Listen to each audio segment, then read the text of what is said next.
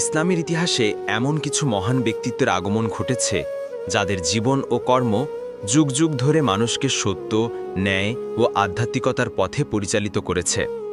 তাদের মধ্যে অন্যতম হলেন হিজরি ৫ম শতাব্দীর মহান সংস্কারক, সাধকদের শিরোমণি পীরানে পীর দস্তগীর গাউসুল আজম আব্দুল কাদের জিলানী রহমতুল্লাহ। তার অমূল্য বাণীগুলো কেবল সে যুগেই নয়, বরং আজও আমাদের জন্য আলোকবর্তিকা স্বরূপ। মহান অলির জীবন দর্শন ও আধ্যাত্মিক জ্ঞানের গভীরতা থেকে উৎসারিত ১০০টি মহামূল্যবান উপদেশবাণী এখানে উপস্থাপন করা হলো। তবে আর কথা না বাড়িয়ে শুরু করা যাক রেডিও বাংলার আজকের আয়োজন। ১. আল্লাহ ছাড়া অন্য কারো কাছে কোনো কিছু চেও না বা আশা করো না। ২. তোমার অন্তরকে সর্বদা আল্লাহর দিকে রুজু রাখো, তিনিই সকল কিছুর মালিক। ৩. দুনিয়া একটি সেতু মাত্র, একে পার হয়ে যাও, কিন্তু এখানে ঘর তৈরি করো না। ৪. সত্য কথা বলো, যদিও তা তোমার নিজের বিপক্ষে যায়। ৫. নিজের নাফস বা প্রবৃত্তির বিরুদ্ধে জিহাদ করাই হলো সবচেয়ে বড় জিহাদ। ৬. আল্লাহর প্রতিটি ফয়সালার ওপর সন্তুষ্ট থাকো, কেননা তিনি তোমার জন্য যা করেন তাই কল্যাণকর। ৭. জ্ঞানার্জন করো, কারণ জ্ঞান ছাড়া ইবাদত অন্ধের মতো পথ চলার শামিল। ৮. আমলবিহীন আলেম বা জ্ঞানী ফলবিহীন গাছের মতো। ৯. আল্লাহর ভয় অন্তরে রাখো এবং মানুষের কাছে বিনয়ী হও। ১০. অহংকার পতনের মূল, বিনয় মানুষকে আল্লাহর নিকটবর্তী করে। ১১. ধৈর্য ধারণ করো, কারণ আল্লাহ ধৈর্যশীলদের সাথে আছেন। ১২. বিপদে ধৈর্য এবং সুখে কৃতজ্ঞতা, এই দুটি মুমিনের বৈশিষ্ট্য। ১৩. ক্ষুধার্তকে অন্ন দাও এবং তৃষ্ণার্তকে পানি পান করাও। ১৪. তোমার জিহ্বাকে নিয়ন্ত্রণে রাখো, অপ্রয়োজনীয় কথা বলা থেকে বিরত থাকো। ১৫. অন্যের দোষ খোঁজার আগে নিজের দোষের দিকে তাকাও। ১৬. হৃদয়কে হিংসা, ঘৃণা এবং বিদ্বেষ থেকে পবিত্র রাখো। ১৭. মানুষের সেবা করার মাধ্যমে আল্লাহর নৈকট্য লাভ করা যায়। ১৮. যে ব্যক্তি অল্পে তুষ্ট থাকে সেই সবচেয়ে বড় ধনী। ১৯. মৃত্যু অনিবার্য, তাই মৃত্যুকে সর্বদা স্মরণ করো, এটি তোমাকে পাপ থেকে রক্ষা করবে। ২০. লোক দেখানোর জন্য কোনো ইবাদত করো না, কারণ তা আল্লাহর কাছে গ্রহণযোগ্য নয়। ২১. তোমার প্রতিটি কাজ কেবল আল্লাহর সন্তুষ্টির জন্য করো। ২২. রিজিকের চিন্তা করে অস্থির হয়ো না, কারণ রিজিক দাতা হলেন আল্লাহ। ২৩. আল্লাহর ওপর পূর্ণ ভরসা রাখো, তিনি তোমার জন্য যথেষ্ট। ২৪. যে ব্যক্তি আল্লাহর আইন মেনে চলে, আল্লাহ তার জন্য পথ খুলে দেন। ২৫. ইয়াতিম ও বিধবাদের প্রতি দয়া ও সহমর্মিতা প্রদর্শন করো। ২৬. মানুষের সাথে উত্তম আচরণ করো, কারণ উত্তম আচরণই ঈমানের অঙ্গ। ২৭. তোমার অন্তর যদি পবিত্র থাকে, তবে তোমার সমস্ত অঙ্গপ্রত্যঙ্গ সঠিক পথে চলবে। ২৮. দুনিয়ার ভালোবাসা অন্তরকে অন্ধকার করে দেয় এবং আল্লাহর স্মরণ অন্তরকে আলোকিত করে। ২৯. তকদিরের ওপর বিশ্বাস রাখো, কিন্তু প্রচেষ্টা ছেড়ে দিও না। ৩০. তওবা করতে দেরি করো না, কারণ তুমি জানো না তোমার মৃত্যু কখন আসবে। ৩১. যে ব্যক্তি আল্লাহর হয়ে যায়, আল্লাহ তার হয়ে যান। ৩২. আল্লাহর সৃষ্টিকে ভালোবাসো, তাহলে স্রষ্টা তোমাকে ভালোবাসবেন। ৩৩. প্রতিবেশীর হক আদায় করো, কারণ এর ওপর ইসলামে অনেক গুরুত্ব দেওয়া হয়েছে। ৩৪. যে নিজেকে চিনেছে সে তার রবকে চিনেছে। ৩৫. আল্লাহর রহমত থেকে কখনো নিরাশ হয়ো না। ৩৬. নির্জনে আল্লাহর ইবাদত করা অন্তরের জন্য মহা ঔষধ। ৩৭. জ্ঞানী ব্যক্তিদের সান্নিধ্যে বসো, তাদের কথা শোনো এবং তা থেকে শিক্ষা নাও। ৩৮. কুরআনকে আঁকড়ে ধরো এবং রাসূল সাল্লাল্লাহু আলাইহি ওয়াসাল্লামের সুন্নাহ অনুসরণ করো। ৩৯.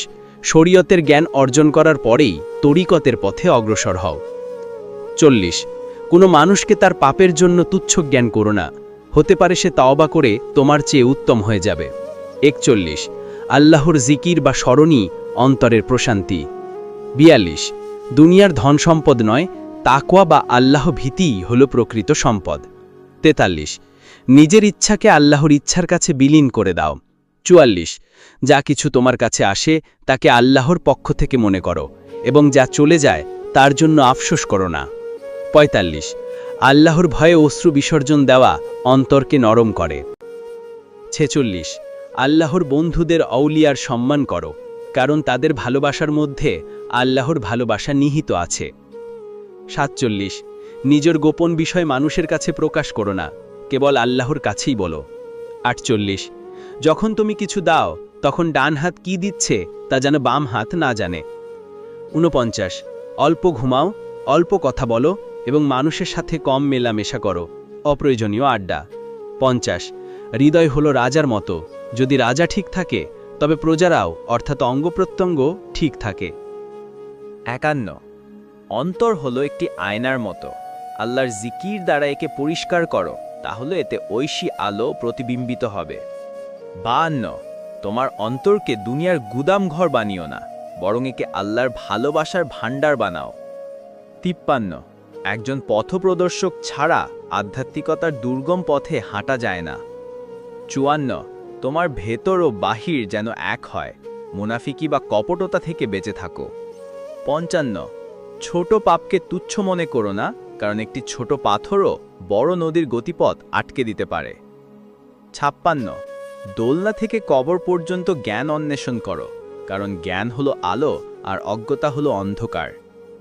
57 মানুষের সাথে এমন আচরণ করো যেন তুমি একজন চিকিৎসক যে রোগীর সেবা করছে, বিচারক হয় না যে শাস্তি দিচ্ছে। 58 দুনিয়াতে মুমিন একজন মুসাফিরের মতো, তার আসল ঠিকানা হলো আখিরাত। 59 যার অন্তরে আল্লাহর ভয় নেই, তার মুখ থেকে হিকমত বা প্রজ্ঞার কথা বের হয় না। 60 যদি তুমি আল্লাহর উপর ভরসা করো তবে সাগরও তোমার জন্য পথ হয়ে যাবে। 61 নিজের নাফসকে এমনভাবে প্রশিক্ষণ দাও যেভাবে ঘোড়াকে প্রশিক্ষিত করা হয়, তাহলে সে তোমার নিয়ন্ত্রণে থাকবে। 62 তোমার আমলকে লবণের মতো বানাও, অর্থাৎ পরিমাণে অল্প হলেও যেন তার প্রভাব থাকে, আর তোমার জ্ঞানকে আটার মতো বানাও, অর্থাৎ পরিমাণে বেশি হোক। 63 যে ব্যক্তি দুনিয়ার মোহে পড়ে সে আখিরাতকে হারিয়ে ফেলে, আর যে আখিরাতকে আঁকড়ে ধরে সে দুনিয়া ও আখিরাত উভয়ই লাভ করে। 64 ক্রোধ মানুষের বিবেককে নষ্ট করে দেয়, যেভাবে গরম পানি বরফকে গলিয়ে দেয়। 65 সৃষ্টি জগতের উপর নির্ভর করা মাকড়সার জালের উপর ভর করার মতো। 66 যে ব্যক্তি চুপ থাকে সে নিরাপদ থাকে, জিহবার বিপদ অনেক। 67 অন্যের গোপন বিষয় ফাঁস করে দিও না, আল্লাহ তোমার গোপন বিষয় রক্ষা করবেন। 68 শরীয়ত হলো বৃক্ষ, তরিকত তার শাখা, মারিফাত তার পাতা এবং হাকিকত তার ফল। 69 যখন আল্লাহর পক্ষ থেকে কোনো বিপদ আসে তখন অস্থির না হয়ে আত্মসমর্পণ করো, এর মধ্যে কল্যাণ নিহিত। 70 ক্ষমা করা মহৎ গুণ, যে ক্ষমা করে আল্লাহ তাকে সম্মানিত করেন। 71 আল্লাহর স্মরণ থেকে বিমুখ হওয়াটাই অন্তরের মৃত্যুর কারণ। 72 যার মধ্যে কৃতজ্ঞতা বোধ নেই তার ইবাদত পূর্ণাঙ্গ নয়। 73 রিয়া বা লোক দেখানো ইবাদত একটি গোপন শিরিক, তা থেকে বেঁচে থাকো। 74 কোনো বিষয় তোমার জ্ঞান না থাকলে বলতে দ্বিধা করো না যে আল্লাহই ভালো জানেন। 75 আল্লাহর ইচ্ছার বাইরে একটি পাতাও নড়ে না, তাই তার সিদ্ধান্তের উপর সন্তুষ্ট থাকো। 76 দুনিয়া ঘুমন্ত ব্যক্তির স্বপ্নের মতো, ঘুম ভাঙলেই অর্থাৎ মৃত্যুর পর সে বুঝতে পারবে যা দেখেছে তা কিছুই ছিল না। 77 আল্লাহর পরীক্ষায় ধৈর্য হারা হয় না, কারণ স্বর্ণকে আগুনে পুড়িয়েই খাঁটি করা হয়। 78 যে ব্যক্তি আল্লাহকে পেয়ে যায় সে সব কিছু পেয়ে যায়, আর যে আল্লাহকে হারায় সে সব কিছুই হারায়। 79 তোমার সবচেয়ে বড় শত্রু হলো তোমার ভেতরের প্রবৃত্তি, নাফস। 80 সব সময় সৎ এবং আল্লাহওয়ালাদের সঙ্গে থাকো, তাদের সোহবত বা সান্নিধ্য তোমার অন্তরে প্রভাব ফেলবে। 81 ইলম বা জ্ঞান অনুযায়ী আমল না করলে সেই ইলম তোমার বিরুদ্ধে সাক্ষ্য দেবে। 82 আল্লাহর প্রেমে অশ্রু বিসর্জন দেওয়া হাজারো নফল ইবাদতের চেয়ে উত্তম। 83 আল্লাহর জিকির করতে করতে যখন তোমার অন্তর জীবিত হয়ে যাবে তখন তুমি সৃষ্টির মধ্যেও স্রষ্টার নিদর্শন দেখতে পাবে। 84 ভালো কাজের আদেশ দাও এবং মন্দ কাজ থেকে নিষেধ করো, এটাই ঈমানের দাবি। 85 সম্পদ অর্জন করো কিন্তু সম্পদের গোলাম হয়েও না, একে আল্লাহর রাস্তায় খরচ করো। 86 কথা বলার আগে চিন্তা করো তোমার কথাটি কি আল্লাহর সন্তুষ্টির জন্য নাকি নাফসের সন্তুষ্টির জন্য। 87 যখন তুমি একা থাকো তখন আল্লাহকে তোমার সঙ্গী বানাও, ৮৮ যে ব্যক্তি আল্লাহকে নিজেকে সঁপে দেয় আল্লাহ তার সমস্ত দায়িত্ব নিয়ে নেন। ৮৯ যে ব্যক্তি আল্লাহ ছাড়া অন্য কিছুতে প্রশান্তি খোঁজে সে মরীচিকার পিছনে দৌড়ায়। ৯০ তোমার ভাইয়ের জন্য তাই পছন্দ করো যা তুমি নিজের জন্য পছন্দ করো। ৯১ কাউকে হেয় প্রতিপন্ন করো না, হতে পারে সে আল্লাহর কাছে তোমার চেয়ে অনেক বেশি প্রিয়। ৯২ অন্তরে পর্দা হলো দুনিয়ার ভালোবাসা, এই পর্দা সরে গেলেই আল্লাহর নূর দেখা যায়। ৯৩ আল্লাহর ভয়ে ক্রন্দনকারী চোখ জাহান্নামের আগুন দেখবে না।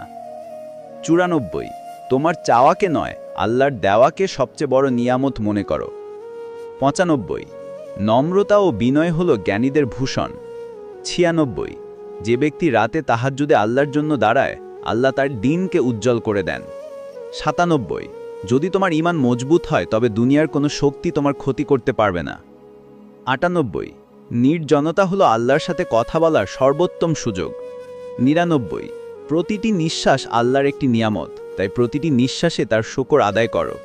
১০০ তোমার শেষ ঠিকানা কবর, এই কথাটি সর্বদা মনে রেখো, তাহলে দুনিয়ার মোহ কেটে যাবে। এই অমূল্য বাণীগুলো আমাদের আধ্যাত্মিক পথচলায় পাথেয় হোক। আমিন। ভিডিওটি ভালো লাগলে চ্যানেলটি সাবস্ক্রাইব করে দিন এবং কমেন্টে আপনার মতামত জানিয়ে দিন। ধন্যবাদ।